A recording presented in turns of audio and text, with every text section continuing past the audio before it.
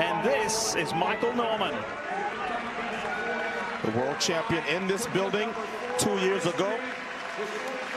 He simply has the ability to do things, Lee, that nobody else in the race can do. He's run 986 for a 100-meter dash. Nobody else in the field can do that. He's run 1970 for a 200. There are his parents. His mother on the right is from just outside Tokyo, which is what made his Olympic birth 3 years ago so special. All right, guess who else is a big story in this field? It's a 16-year-old kid. You may have heard of him already because he's got the nation buzzing. His name is Quincy Wilson. That's right, Lee. America, you have a new superstar to watch. The 16-year-old sophomore has taken the track world and social media by storm.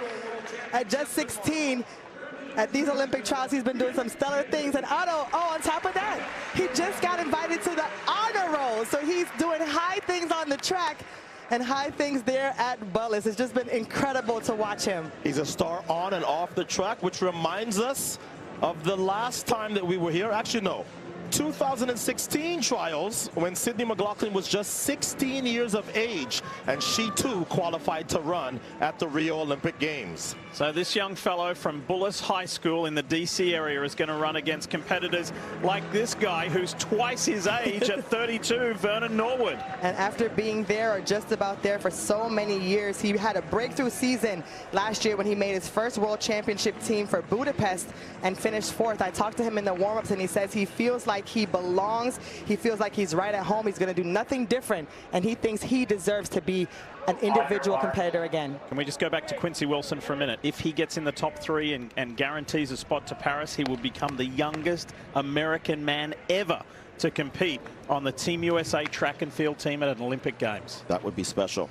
And he has a great shot, Otto. There's two other guys in this race that are extremely dangerous. Quincy Hall, the bronze medalist from Worlds in lane 8, and Deadman in 6, who was a semifinal winner as well.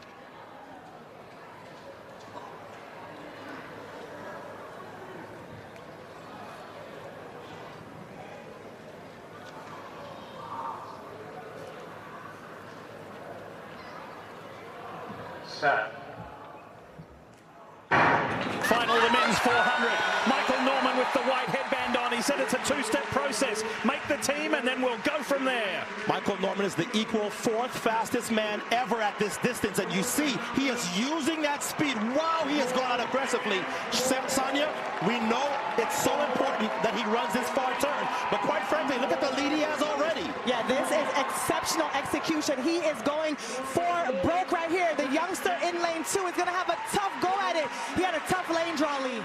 And on the inside, all in black is Bowling, Matthew Bowling, but out wide, Quincy Hall. Here he comes with Chris Bailey. They're starting to catch Michael Norman. It's Quincy Hall to the line. Hall wins. Norman will be second and maybe Vernon Norwood. But Quincy Hall is the trials champ. And that's a huge personal best for Quincy Hall.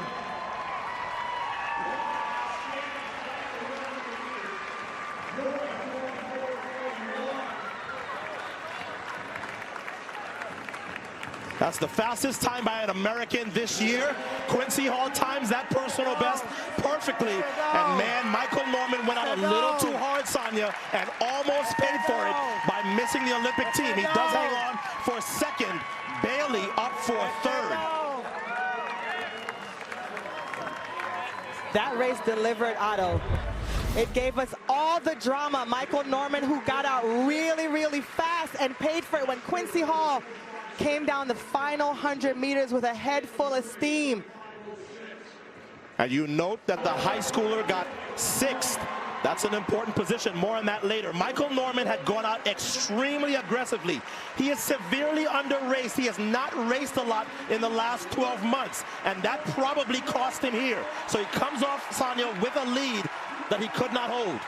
Yeah, we talked about the far turn, and I think he hurt himself on the backstretch. Had he just kept the pace a little bit slower, he might have had more to give. But listen, All you need to be here is in the top 3, because what really matters is an opportunity to go for a medal in Paris. And Michael Norman still has that opportunity. But what a run for Quincy Hall. And all 3 have met the Olympic standard. All 3 men are going to Paris. Quincy Hall, Michael Norman, and Chris Bailey, who was way out on the outside in lane 9. He's going to go to France as well. And all 3 gentlemen are standing by with Lewis. Unbelievable close to this race. Take us through the last 100 meters and getting to the line first. Get home, son. Get home, son. That's all I'm telling myself before I run is get home, son. It's that dog in me. And that's what we saw. And boy, were you out, Michael Norman, out strong. Tell me about the strategy and holding on to make sure you get yourself to Paris. Yeah, I think just talking to Coach Watts, we talked about running down the back stretch. Still trying to find our rhythm, but today, Quincy got the best of me. So, I mean, it's going to be a good competition in Paris, so I can't wait. You'll be there. And Chris Bailey, what were you thinking about as the crowd roared here at Hayward Field, trying to get yourself to this Olympic team? During lane 9, I was like, don't get caught. And once I got caught, it was like, just run with him. So I just finished like I normally do, and it got me there, so can't complain. It was good enough. Gentlemen, congratulations, and see you all in Paris. The Eiffel Tower signing coming up your way soon. Congrats.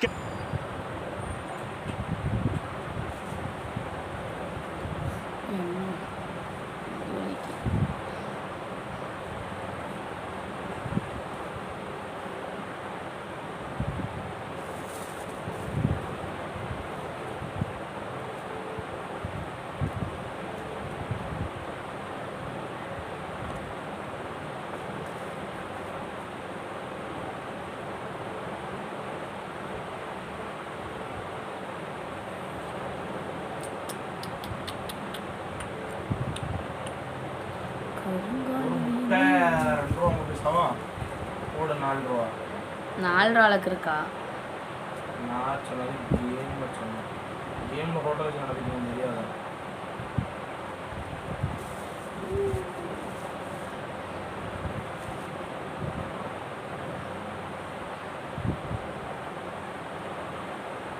That is too expensive.